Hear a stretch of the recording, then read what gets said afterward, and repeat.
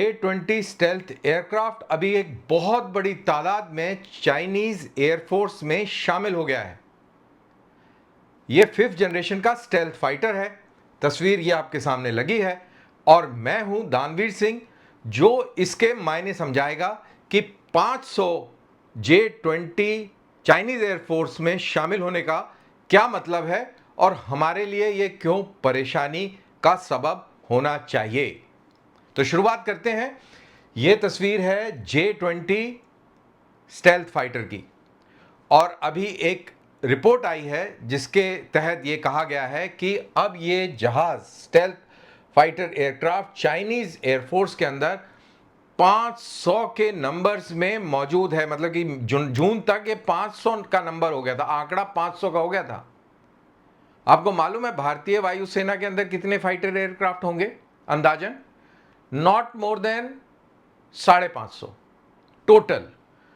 SU-30, Jaguar, Mirage, Rafale और तेजस और पता नहीं क्या क्या, जो सब मिला के 550 से ज्यादा नहीं होंगे। और उसमें से कितने चलते होंगे यह भी पूरा मालूम नहीं है क्योंकि इंटरनल है। SU-30 MKI का कहते हैं कि किसी भी वक्त किसी भी समय आधी से ज्यादा फ्लीट ऑपरेशनल नहीं होती है। तो ये तो है हमारा हाल।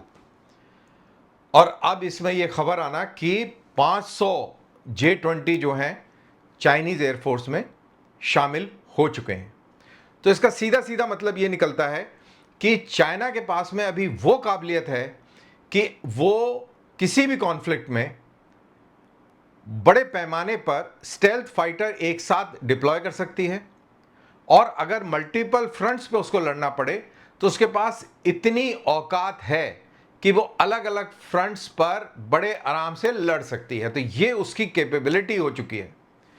और इस जहाज की कैपेबिलिटी के अंदर इसका इंजन WC-15 मानना पड़ेगा 180 के आसपास के किलो न्यूटन की थ्रस्ट पैदा करता है। 2 इंजन है बॉस इसके अंदर। जिस तरीके की मिसाइल्स लगी हुई हैं PL-15 जैसी उन्नत मिसाइल्स और उसके अलावा गाइडेड बॉम्ब्स और दुनिया भर के अदर आर्मामेंट्स, वो भी इंटरनल बे के अंदर, ये इस एयरक्राफ्ट को इस पूरे कॉन्टिनेंट के अंदर एक बहुत फॉर्मिडेबल फोर्स के रूप में बनाता है किसी भी एयरफोर्स को।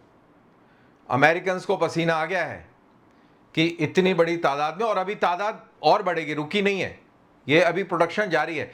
जून तक 500 हो गए थे, दिसंबर तक कितने हो जाएंगे कुछ मालूम नहीं है। कहा जा रहा है कि हर साल ये 150 के करीब जहाज बना रहे हैं चाइनीज। तो ये कैपेबिलिटी है। अभी तक हम ये सुनते आए थे कि अगर युद्ध होता है तो चाइनीज इंडिया चाइना कॉन्टेक्स्ट में हमारे खिलाफ तकरीबन 1 मिलियन ड्रोन्स एक टाइम पर हमारे ऊपर अप्लाई कर सकते हैं। आप समझ रहे हैं कितनी गंभीर सिचुएशन है। और अभी तक हम इसी बेवकूफ़ी में लगे हुए हैं कि एम का हम बनाएंगे, एम का बनाने के लिए HAL बनाएगा या कंसोर्शियम बनाएगा, वो क्या करेगा, ये क्या करेगा। अभी तक हम किताबों, फाइलों और सोच विचार में फंसे हुए हैं। डिस्कशन हो रहा है कि हम बाहर से ले लें कि अंदर बना लें कि क्या कर लें, इसका ले लें उसका ले लें, ये कुछ समझ में नहीं आ रहा हमको। लेकिन हमारे यहाँ डिस्कशन पूरा हो रहा है और प्रोग्राम भी टीवी के ऊपर बन रहे हैं। इसके अंदर मैं अपने आप को भी शामिल करूंगा। हमने भी खूब तेजस तेजस एम का खूब करी है। लेकिन हकीकत यह है कि 500 एयरक्राफ्ट ये चाइनीज एयरफोर्स में मौजूद हैं और ये एक टेंशन का कारण होना चाहिए। अब बात करते हैं ये अपने रफाल की। अच्छा एयरक्राफ्ट है। अभी तक ये क्लियर नहीं हो रहा कि क्या हम एडिशनल रफाल लेंगे, क्या इनके ऊपर डील होगी, क्या अगर डील होगी तो क्या टेक्नोलॉजी ट्रांसफर होगा, क्या हम अपने चॉइस के हथियार इसके ऊपर लगा पाएंगे या इसका पूरा कंट्रोल फ्रांस के पास होगा। तो अभी ये भी क्लियर नहीं है। तो हम चीज़ भी ले लें और उसको हम अपने तरीके से इस्तेमाल भी ना कर पाएं, ये भी एक चैलेंज है। फिर आता है आपका SU-30 MKI। भाइयों खुद बना रहे हैं, इसी देश में बन रहा है। अभी सुपर सुखोई की बातें हो रही हैं, ये हमारे हाथ में है, इसको हम और बना सकते हैं। और ये सॉल्यूशन मेरे को बेस्ट लगता है कि आप सुखोई 30 का जो सुपर MKI है वो बनाइए क्योंकि आप बना सकते हैं, आप बना रहे हैं, आप ये फालतू की चीज़ों में ना पड़िए, इसके ऊपर पूरा ध्यान लगाकर पूरा जोर लगा दीजिए। अगर J-20 5th जनरेशन एयरक्राफ्ट है तो भाई ये भी 4.5 जनरेशन है। आप इसके अंदर इन्वेस्ट करिए, इस पे तवज्जो दीजिए और इसको आप खींच दीजिए मीटर, और इसको बड़े पैमाने में आप इसको बनाना शुरू कर दें। लेकिन सवाल ये है कि क्या आप एक्चुअल में चाहते हैं कि ये सब हो, या आप चाहते हैं कि इंपोर्टेड ही खेलते रहें अभी हम? ये एक बहुत परेशान करने वाली चीज़ है, ये मतलब कि बहुत परेशान कर रही है। और ये लोग, कुछ लोग ऐसे भी हैं जो इस पूरे डिस्कोर्स में तेजस तेजस तेजस, HAL की जय हो, HAL की जय हो, भारत माता की जय हो। अरे भाई, भारत माता की जय और HAL की जय करने से युद्ध में J-20 वापस नहीं चले जाएगा कि आपने नारा बहुत जोर से लगाया था। वो तो आके लड़ेगा, और जब आपके पास कुछ नहीं होगा तो आपको उसकी मार झेलनी पड़ेगी और खामियाजा भुगतना पड़ेगा। और इसके अंदर ये जो 2 पायलट बैठे हैं ना, इनके ऊपर आएगी, बाकी जो ताली बजाने वाले हैं उनके ऊपर कुछ नहीं आएगी। ये बेचारे फ्रंट लाइन में होंगे J-20 के सामने। तो ज़्यादा आत्मनिर्भर वाला भी ड्रम ना बजाएं जब आपके अंदर वो काबिलियत नहीं है कि आप मुकाबला एकदम टाइम टू टाइम कर सकें।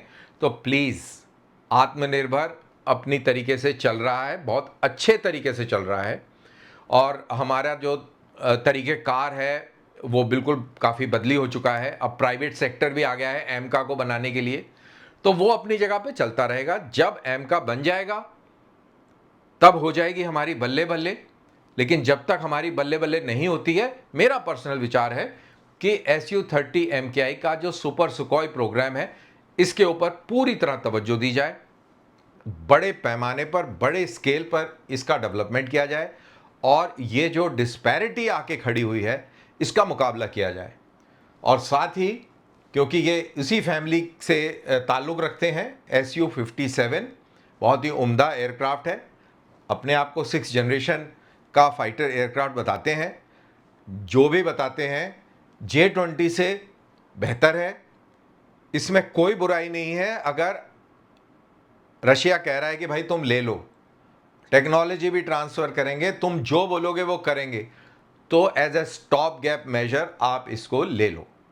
ये इम्पॉर्टेंट है, देश की सुरक्षा, ईगो से, और जो पॉलिसीज़ जो हैं, जो शायद किसी पॉइंट ऑफ व्यू से अच्छी भी हैं, लेकिन एट द सेम टाइम क्या वो सही मायने में फ़ायदा देंगी? क्या लड़ाई के दौरान वो हमको बचा पाएंगी वो पॉलिसीज़? उसके ऊपर भी ध्यान दें।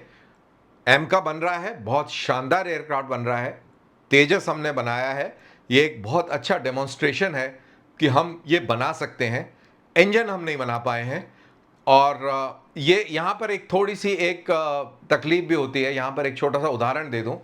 1998-97 में इंसाज आई थी, और इंसाज के नदन कमांड का ट्रायल ऑफिसर मैं था, और जो मैंने इंसाज की रिपोर्ट बनाई थी, इंसाज राइफल की बात कर रहा हूँ मैं, उसमें उसकी बहुत सारी खामियां लिखकर हमने भेजी थी। खैर, वो रिपोर्ट तो डस्टबिन में चली गई होगी, और वो इंसाज बड़ी जल्दी से इंडक्ट होने लग गई। विदिन 2-3 मंथ्स इंडक्शन शुरू हो गया उसका। शायद किसी ने वो रिपोर्ट पढ़ी भी ना हो, तो उसका कोई इस्तेमाल नहीं करता था, बेकार थी वो। AK-47 हमको दी गई थी, तो हम लोग सारे के सारे AK-47 का इस्तेमाल करते थे, और आत्मनिर्भर भारत जो था वो कोतों में बंद रहता था, और हैंडिंग टेकिंग ओवर के टाइम में और अपनी इन्वेंट्री को चुस्त और दुरुस्त रखने के लिए काम आता था, और उसका कुछ नहीं, सिर्फ एक वजन के तौर पर उसको चलाया जा रहा था। जब कहीं परेड वरेड होती थी तो उसका इस्तेमाल होता था, बाकी और कहीं नहीं। लड़ाई के लिए AK-47, कोई जवान इंसास को लेके नहीं चलता था। तो यही हाल यहाँ भी होने वाला है। तो ऐसा ना हो कि इस तरीके के हाल और तमाशे यहाँ हो जाएं। और अगर इंसास राइफल को, ठीक है, आपको इंडक्ट करना था, कर देते, आप हर दूसरे साल उसका एक अपग्रेडेड वर्जन लेके आते, हर 2 से तीसरे साल बाद नया वर्जन लेके आते, इंप्रूवमेंट करते। आपने कुछ नहीं किया, आप वहीं स्टेबल हो गए। तो बड़ा सैड होगी स्टोरी, उसकी सैड होगी। अल्टीमेटली आप विदेशों से लेके और खुद यहां पर असेंबल कर रहे हैं। अगर आपने तेजस के अंदर जैसा भी आपका कावेरी इंजन बना था उसमें लगा के उड़ाना तो शुरू करते भाई, उड़ाते, कुछ डेटा आता, उसमें कुछ इंप्रूवमेंट करते, धीरे धीरे इंप्रूवमेंट हो जाती। आप वहीं के वहीं खड़े हुए हैं, आप अभी तक इसी बात में लगे हुए हैं कि कहां से हम खरीदें, कौन सा ये है वो है।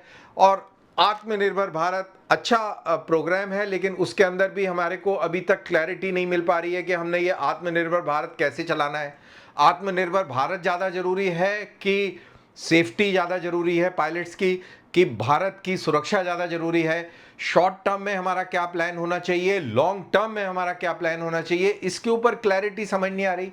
और चाइनीज़ जो हैं वो आपके सामने लेके खड़े हुए हैं जहाज़, और ये जहाज़ आपके सामने खड़ा हुआ है और आपको अब समझ नहीं आ रहा कि अब हम करें तो करें क्या।